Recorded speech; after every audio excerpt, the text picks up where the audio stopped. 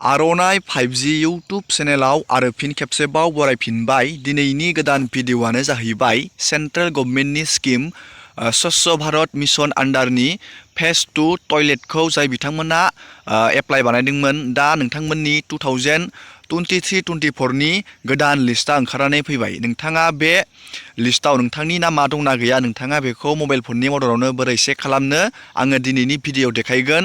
जाय बिथांमोना गोदानै टयलेट एप्लाइ बानायदोंमोन, नोंथांमोना टयलेट बानायनो थाखाय 18,000 नोंथाङा रां मोनगोन मोननै किस्तियाव। आरो जाय बिथांमोना दासिमबो टयलेटखौ एप्लाइ बानायाखै, नोंथांमोना बोरै टयलेटखौ मबाइल फननि मददाव एप्लाइ बानायनो हागोन आङो बेखौबो खिथायगोन। नोंथांमोना भिडिअ'खौ जोबजासे नायलांबाय थाबानो जाबाय। आरो बेबायदिनो गोदान गोदान आपडेट डिटेल स्किम डिजिटेल खौरां मिथिबाय थानो थाखाय चेनेलाव गोदानबा चेनेलखौ साबस्क्राइब खालामबानो जाबाय। जोङो दानिया नायगोन 2023-24 नि गोदान लिस्टखौ जोङो चेक खालामनानै नायग्रोगोन गिबियावनो। बेनि उनाव जोङो टयलेटखौ बोरै एप्लाइ खालामनो जोङो बेखौ नायगोन। बेखौ नायनो थाखाय नोंथाङा गुगोलाव थांनांगोन। गुगोलाव थांनानै नोंथाङा स्वच्छ भारत मिशन बेखौ नोंथाङा सार्च खालामना होनांगोन। लोगोसे आङो बेखौ भिडिअ'नि डिसक्रिपसनाव होना दोनगोन। दानिया नोंथाङा बेबायदि मोनसे पेजाव फैगोन। जोङो बेखौ एसे बोखोनांगोन। दानिया नोंथाङा नैबेयाव नुनो मोनदों MIS। नोंथाङा नैबे MIS आव थुनांगोन। गोदान लिस्टखौ नायनो थाखाय जोङो बे MIS आव थुबाय। दानिया बेबायदि मोनसे पेज खेवगोन। नोंथाङा बे पेजखौ एसे बोखोनांगोन। नोंथाङा नैबेयाव नुनो मोनदों MR13A। नैबे अपसना गोमाना दंमोन। दा बे अपसनखौ बहनना होफिनबाय। नोंथाङा entry status of new households in SBM phase 2 नोंथाङा बेयाव थुनांगोन। MR13A आव जोङो बे MR13A आव थुबाय।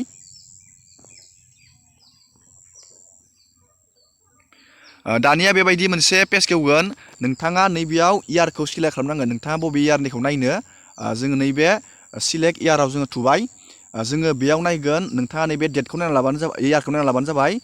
23-24 नि जोङो लिस्टखौ नायगोन। नोंथाङा नैबे 23-24 खौ सिलेक्ट खालामबानो जाबाय। जोङो बेयाव सिलेक्ट बानायबाय।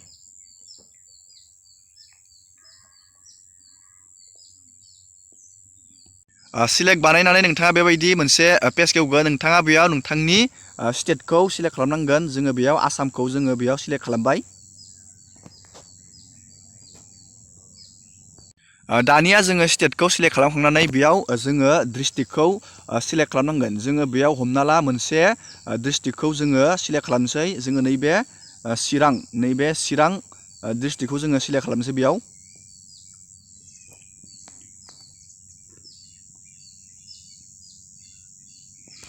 दानिया बेयाव ब्लक, नोंथाङा ब्लकखौ सिलेक्ट खालामनांगोन। आं हमना ला बेयाव चिरां डिस्ट्रिक्टनि मोनसे ब्लकखौ सिलेक्ट खालामनोसै।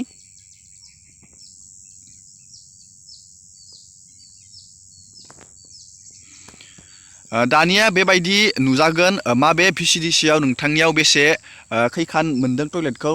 बेयो गोदान लिस्ट। नोंथाङा गावबा गावनि बेयाव VCDC खौ नायबानो जाबाय। बेयाव नोंथाङा नामखौ नुनाय नङा। नोंथाङा नामखौ नायनो थाखाय बेलेग एक्सट्रा मोनसे सिस्टेमखौ बानायबावनांगोन। दानिया नोंथाङा बेयाव गावबा गावनि VCDC खौ नायनानै VCDC आव खैखान मोनदों बेयाव नायनानै लानो हागोन। बियो 2023-24 नि बियो लिस्ट गोदान। नोंथाङा दानिया नामखौ नायनो थाखाय जोङो बेनि प्रसेसखौबो नायनोसै। नोंथाङा नामखौ बोरै नायनो, नोंथाङा नामखौ चेक खालामनो थाखाय नैबे आरो फिन MIS आव थुफिननांगोन। जोङो बेयाव थुफिनबाय। आरोबाव फिन नोंथाङा बेबायदि पेजखौ बोखोनानै नोंथाङा नैबे MR13A नोंथाङा बेयाव थुफिननांगोन। जोङो बेयाव थुफिनबाय। एबार जोङो नामनि लिस्टखौ नायगोन। नोंथांनि नामनि लिस्ट एप्रुभ जानाय एप्रुभ जायैखौ जोङो नायगोन। दानिया नोंथाङा बेयाव नोंथांनि नैबेयाव स्टेटखौ नोंथाङा सिलेक्ट खालामनांगोन। जों बेयाव आसामखौ सिलेक्ट बानायबाय। दानिया जोङो बेयाव मोनसे बेयाव डिस्ट्रिक्टखौ जोङो सिलेक्ट खालामनांगोन। नोंथाङा गावबा गावनि डिस्ट्रिक्टखौ सिलेक्ट खालामबानो जाबाय। जोङो बेयाव डिस्ट्रिक्टखौ मोनसे सिलेक्ट बानायबाय। दानिया जोङो बेयाव नोंथांनि ब्लकखौ सिलेक्ट खालामनांगोन। जोङो बेयाव मोनसे ब्लकखौ सिलेक्ट खालामबाय। ब्लकखौ सिलेक्ट खालामनानै दानिया बेयाव गावबा गावनि बेयाव ग्राम पन्सायत नोंथांनि VCDC खौ सिलेक्ट खालामनांगोन। VCDC आव खैखान मोनदों नैबेयाव नाम्बारा थाखागोन। जोङो बेयाव मोनसे VCDC आव जोङो थुबाय।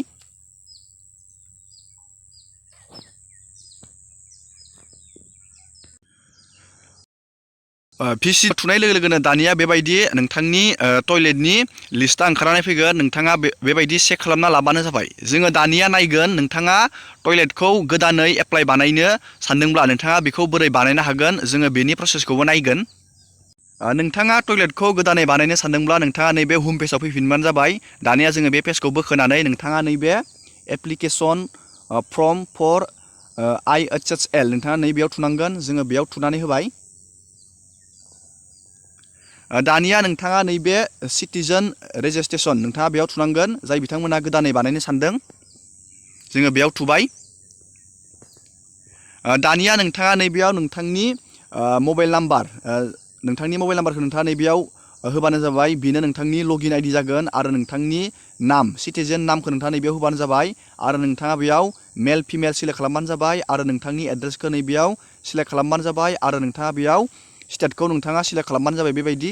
आरो नैबे केपसाखौ नैबे बहायनानै मोनसे OTP नोंथाङा बहायना होबानो नोंथाङा बेयाव लगइन जानो हागोन। जोङो दानिया बेयाव लगइन जानोसै। लगइन जानो थाखाय नोंथाङा रेजिस्टार खालामनाय मबाइल नाम्बारखौ नैबे बक्सआव बहायनांगोन आरो OTP बिहरनानै नोंथाङा नैबे OTPखौ बहायनांगोन। जों दानिया बेयाव बे प्रसेसखौ बानायनोसै। जोङो दानिया बेयाव OTPखौ बहायबाय आरो नैबेयाव केपसाखौ बहायबाय। जोङो नैबे साइन इनआव जोङो थुनानै होनांसिगोन। जोङो बेयाव थुबाय। साइन इनआव थुनाय लोगो लोगोनो जोंनिया बेबायदि मोनसे फर्म गेवगोन। नोंथाङा नैबे गोदानै बानायनो सानदोंब्ला नोंथाङा नैबे 3 डटआव थुनांगोन। बेयाव नोंथांनि मबाइल नाम्बार, नोंथांनि नाम, नोंथांनि एड्रेसा नोंथाङा रेजिस्टार खालामनाय समाव जिखिनि डाटा होदोंमोन बेयाव थाखागोन बियो। आं बेखौ ब्लार बानायना दोनदों। दानिया नोंथाङा नैबे 3 डटआव थुनांगोन। जों नैबे 3 डटआव थुबाय। दानिया नोंथाङा नैबे निउ एप्लिकेसन नोंथाङा बे निउ एप्लिकेसनाव थुनांगोन। जोङो दानिया बेयाव थुनोसै। दानिया जोङो निउ एप्लिकेसनाव थुना होनाय लोगो लोगोनो बेबायदि मोनसे फर्म गेवगोन। नोंथाङा बेयाव नोंथांनि स्टेटखौ नोंथाङा बेयाव सिलेक्ट खालामनांगोन। जोङो बेयाव स्टेटखौ मोनसे आसामखौ जोङो बेयाव सिलेक्ट खालामबाय। दानिया नोंथाङा बेयाव डिस्ट्रिक्टखौ सिलेक्ट खालामनांगोन। जोङो बेयाव डिस्ट्रिक्टखौ मोनसे सिलेक्ट खालामबाय। दानिया नोंथाङा नोंथांनि ब्लकखौ बेयाव सिलेक्ट खालामनांगोन बेबायदि।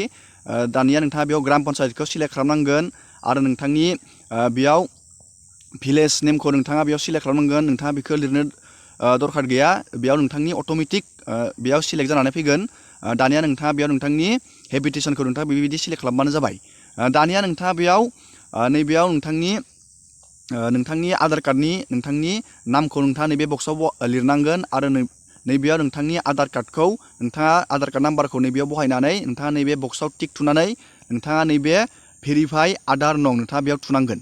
दानिया नोंथाङा बेयाव नोंथांनि फादार बा हासबेन्ड नामखौ लिरनांगोन। नोंथांनि जेन्डारखौ बेयाव मेल फिमेल नोंथाङा बेखौ सिलेक्ट खालामनांगोन।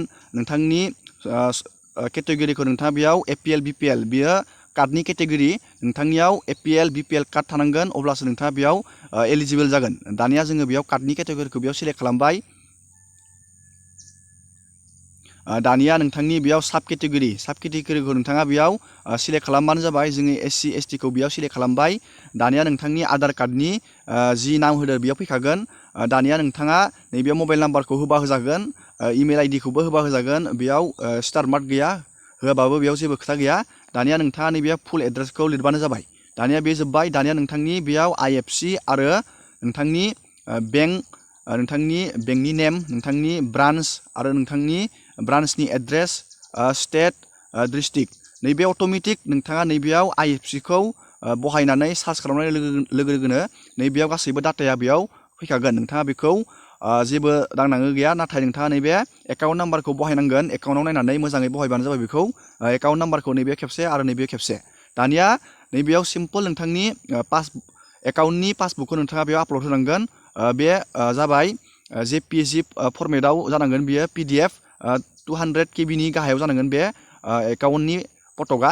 दानिया नोंथाङा बेखौ गासैबो फिलआप बानायनानै नोंथाङा नैबे एप्लाइआव थुबानो नोंथाङा बेखौ इजियावनो एप्लाइ खालामना लानो हागोन। आरो नोंथाङा सायख'जायोब्ला अब्ला नोंथाङा 18,000 नोंथाङा रां मोननो हागोन। आरो नोंथाङा स्टेटासखौ नैबे 3 डटआव थांनानै नैबे निउ भिउ एप्लिकेसनाव थांनानै नोंथाङा स्टेटासखौ नायबाय थानो हागोन। जोङो बेयाव भिउ एप्लिकेसनाव थुबाय। दानिया नोंथांनि बेबायदि बानायनायनि स्टेटासखौ नोंथाङा नैबे ट्रेक स्टेटासआव थांनानै नायनो हागोन। दिनैनि भिडिअखौ आङो बेखिनियावनो फोजोबबाय। नोंथांमोना भिडिअखौ मोजां मोनोबा लाइक खालामबानो जाबाय आरो बेबायदिनो गोदान गोदान आपडेट, डिटेल, स्किम, डिजिटेल खौरां मिथिबाय थानो थाखाय चेनेलखौ साबस्क्राइब खालामबानो जाबाय। एसेनोसै दिनैनि भिडिअआ।